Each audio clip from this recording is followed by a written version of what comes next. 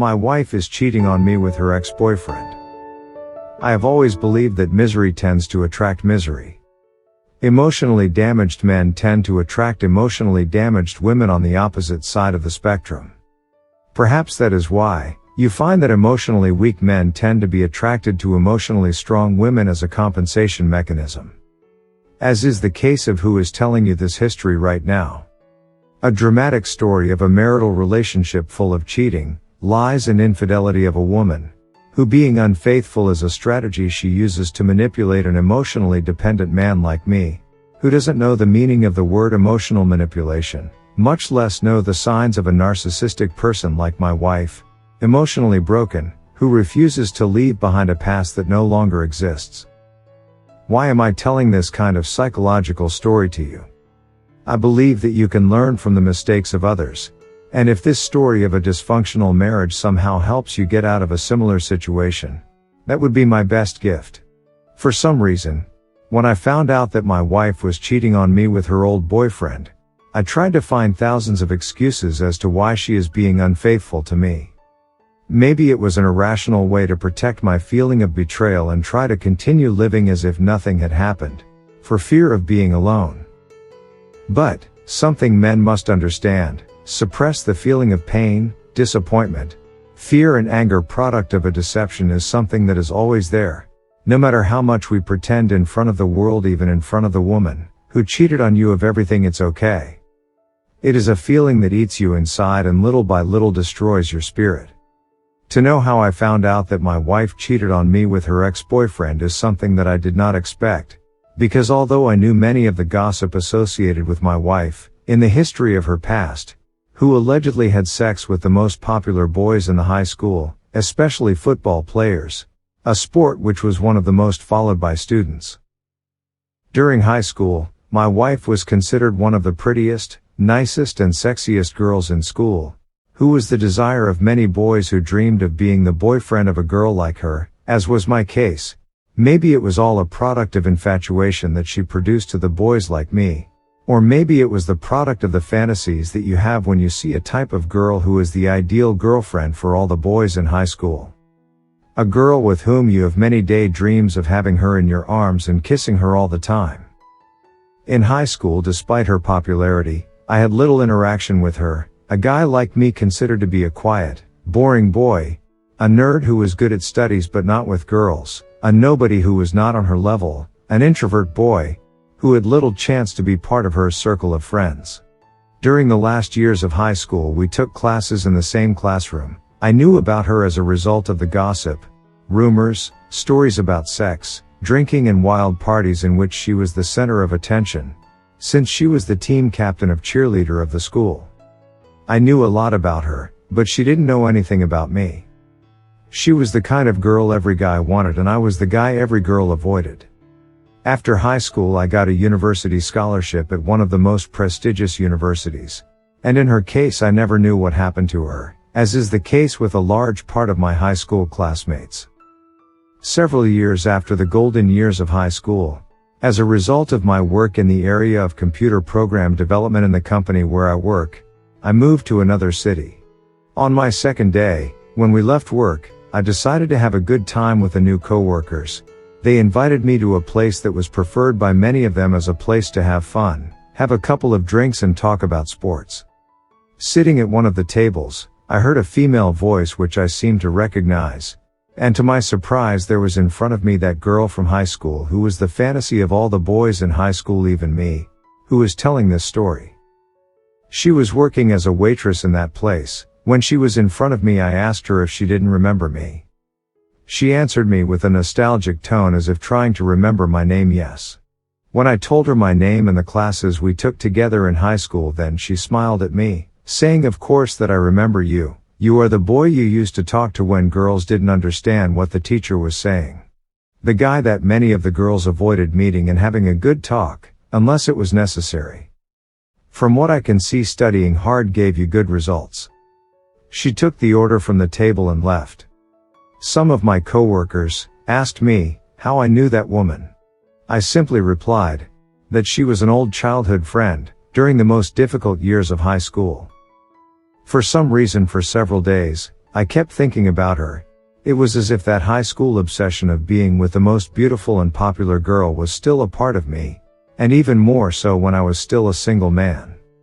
Due to some internal need to fill a boy's fantasy, I decided to return to the place where she worked and ask her out with the excuse of talking a little about old time in high school, if she was not married or had a commitment to a man. When she saw me in the place where she worked as a waitress, she smiled at me asking me what I wanted. When without looking to her, I invited her out, about which she accepted the invitation. And since I was new in that city, she recommended a quiet place, romantic and expensive for a first date, with the girl considered the sweethearts that everyone wanted to have by their side. Whether it's the product of familiarity, old memories of someone who was part of my greatest fantasies and desires, for some reason, some might say love at first sight, or fulfill old teenage fantasies of a fool in love, we both ended up making love that night as if time it hadn't happened. The only thing that at this moment, the dumb, lonely and shy boy, was the one who was having sex with the girl most desired by all the boys like me, including the most popular boys of the football team who were the most popular bad boys. That night of sex with the most popular girl in high school made me feel like one of them. Several weeks later, after making love to my future wife, I asked her to be my fiancée, which she agreed to. Product of my love towards her, I ignored at that moment all story about her, a past full of sex with other boys, the wild parties, drunkenness and rumors associated with my wife's past life.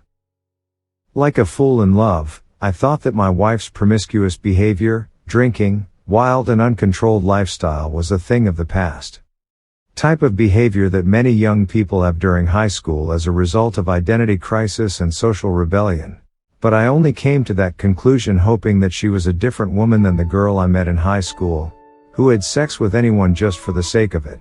Have it or have a good time, regardless of the cost to her reputation, because for her, being the most popular and desired by the boys was her goal at that time. I thought that my wife, as a result of personal growth, had left behind that immature and wild behavior during high school, and learned to behave as a mature woman, but I was wrong. I thought that this type of morally reprehensible conduct was beyond her as a woman, but also as a person. I think it was one of my first mistakes that I made when I married a woman with that kind of reprehensible past and shameful behavior. Sometimes I think it was one of the first signs that I was about to start being an emotionally dependent man, but also with certain symptoms associated with having a masochistic personality. Weeks after our engagement, she called me to ask if she could stay in my apartment for several days until she finds another place to live, because she was having problems with her roommate. The days became weeks and the weeks became months. As a man in love, I never asked her to help me with the payment of the bills in the apartments and more when I could afford it without problems. But one of the things that bothered me was that she rarely cleaned in the house, let alone her room. Despite being engaged, she asked me if we could sleep in separate rooms, because she did not want to impose a marital relationship when we were not yet married. I accepted their explanations. Since she worked mostly at night as a waitress, she didn't want me to lose any sleep over her arrival at night. A lack of intimacy which I did not pay much attention on her part. Sometimes in the morning we had sex, but mostly because of the time difference, we rarely met to fill our emotional needs. Living with my wife for the first few months was like living with a roommate. Several months into the relationship, one day coming home from work, my wife told me that she was behind on her period, and it was possible that she was pregnant, which was not surprising, although we did not have sex regularly. She looked me in the eye with tears in her eyes. She was sorry for the inconvenience that she was causing me for forgetting to take pills and getting pregnant. I, like a fool in love, felt happy because I was going to be a father, although I didn't feel ready for that.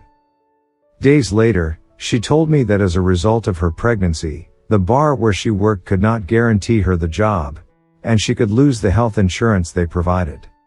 When my wife told me that, my response was that I was worried about that, because I could put her in insurance for my job. The problem was that we should be married. As a fool in love, I never thought that I was being emotionally manipulated by my fiancée, using the pregnancy as bait. Weeks later we did get married in a simple ceremony with some friends and coworkers from the company, with the absence of my family, because some of them did not approve of me marrying a woman I barely knew. Some of my coworkers congratulated me and others looked at me with expressions of astonishment and doubt, for the speed of marriage. Like a fool in love, I thought that after being married to her my situation would change for the better. She was still sleeping in another room and we had sex depending on the mood of a pregnant woman. As a husband who was trying to make things right, my wife asked if I could buy her a car so she wouldn't use mine. Understanding my wife's need for transportation for her to be more independent, I bought her a new car so she could go out and not feel bored at home. The monthly payment of the car was one more burden for me, because my wife, she left her job, I was the only one who provides for the house.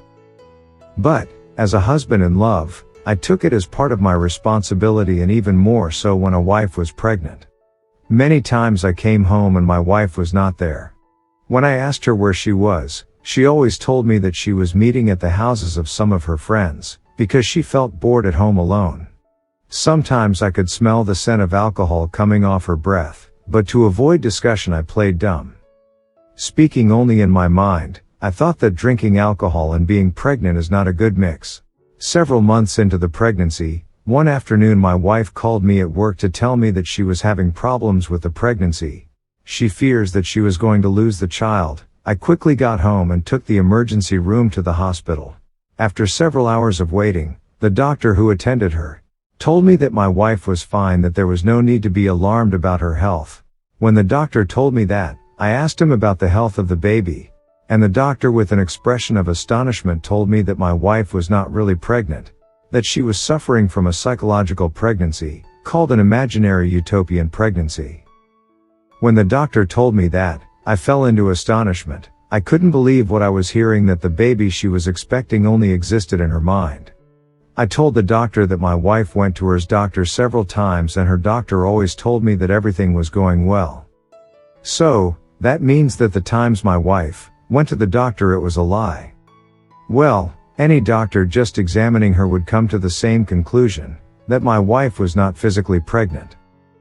I really did not understand the situation. My wife in recent weeks has been buying clothes and toys for the child, reading books on how to be a good mother. She even asked me several times that as soon as we know the sex of the baby, I should paint the room and fix it for her arrival.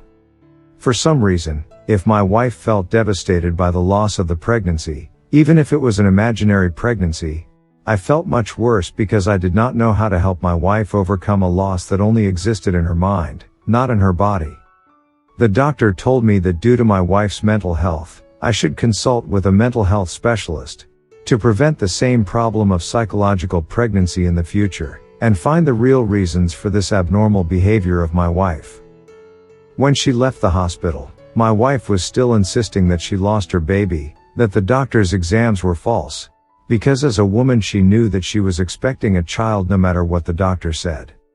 For several days my wife lost emotional control, crying all the time, for the loss of a pregnancy that only existed in her mind. On the recommendation of the doctor in hospital, he recommended that my wife needed a psychiatric evaluation to know her real mental state. My wife took the doctor's recommendation wrongly and told me that she shouldn't even visit a psychiatrist, because she was sure that she was pregnant. She noticed of all the changes that her body showed and how she felt emotionally with all the hormonal changes. At that moment, my wife lost control of herself and she began to beat me, blaming me for the loss of her pregnancy, because sometimes I gave her the impression that I doubted that I was the father of that child. With a face of hatred towards me, she blamed me for what was happening to her and the loss of her pregnancy. It was as if I were living a nightmare when I listened to all the insults and lies of my wife, as a way to reduce the tension of the moment. Because she showed the symptoms of having an emotional breakdown, I called the ambulance. The paramedics arrived. I explained the situation to them and one of them injected her with a sedative to control her emotional breakdown. The paramedics told me that if in the morning she continued to behave in the same way, I should take her to the hospital to do a much deeper psychiatric evaluation. That night I couldn't sleep. When she woke up after the sedative effects were gone, she looked at me as if nothing had happened. which made me think, if I was facing an emotionally damaged woman or a pathological liar, which I got even more scared, because I didn't know the woman I had married. I called work and they gave the day off due to my wife's situation, and I took the opportunity to learn about my wife's psychological pregnancy.